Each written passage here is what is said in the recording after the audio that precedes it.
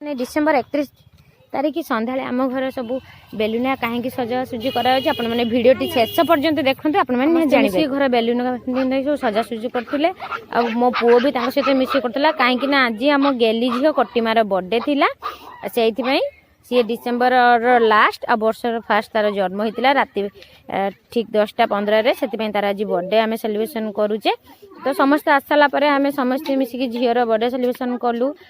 समस्ते ये आसिक आम गाँ भितर नाहूँ टे बाहर को कहीं घर घर तैयारी चलती देखते आम बर्थडे सब प्रिपेयर चलला तापर किसी समय मध्य समस्ते आसिक पहुँच सारापर झीर